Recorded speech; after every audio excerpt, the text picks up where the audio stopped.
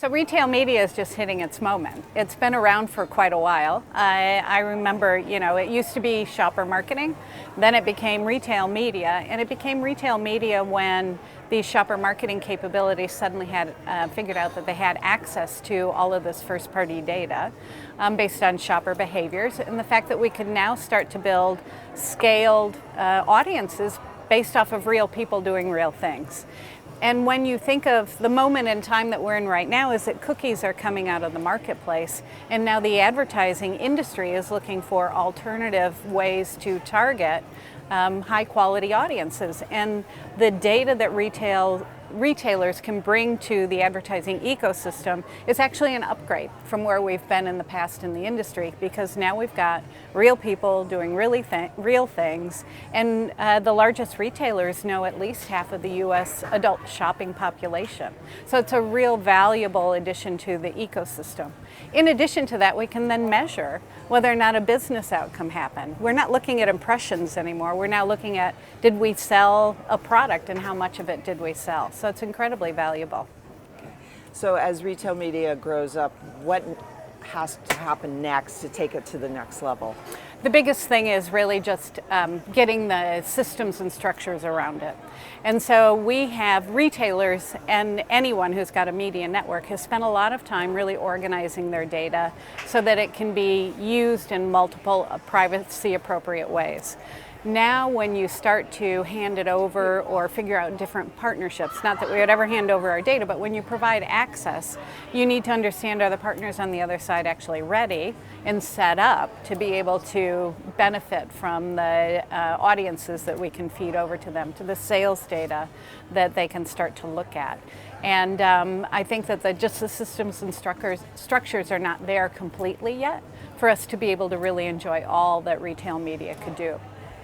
What's it doing for the customer experience? It's actually making it better. And that's one of the promises that we have with all of our customers. Everything that we do is around what they have permissioned us to do and what they've signaled to us, what they have told us they want us to do. And so their experiences become far more personalized. They're given more of the offers that they want. They're seeing more suggestions for products that they're interested in, so it actually allows us to personalize in a much better way and be able to give them the types of pricing and promotions that they're looking for. And so what's happening these days at Albertsons? What are some interesting innovations or programs that you're working on? Yeah, I think the one that we're talking about this week in particular at Cannes is what we're calling Collected TV. And so with Collective TV, what we've done is we've taken CTV, connected TV, and we've actually made it more manageable. And we're going to be talking a lot about that this week. This idea of there are some buyers that want to be able to DIY, as we call it. They want to be able to buy connected TV, CTV, in whatever way they want to. So we have our audiences and our measurement available through the trade desk. We have some that require kind of a premium or a managed service way of engaging with CTV. And so we've got a partnership with Google and DV360, and we can actually customize what they need based on audiences and measurement.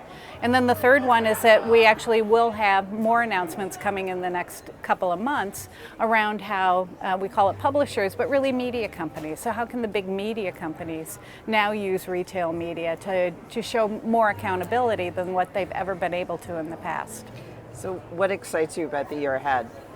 Well, I've been on all sides of the media business. So I've done the agency side, I've been on the buy side, I've been on the brand side, and run the media capability and measurement and social and all of those capabilities. And now to be sitting in this spot where I can understand where the gaps sit in the industry, and the fact that retail media can actually fill some of those gaps is super exciting for me. And it's been, I call it kind of my life's work, because I understand how the industry, where there are some opportunities for the industry to be more, I'll call it equitable.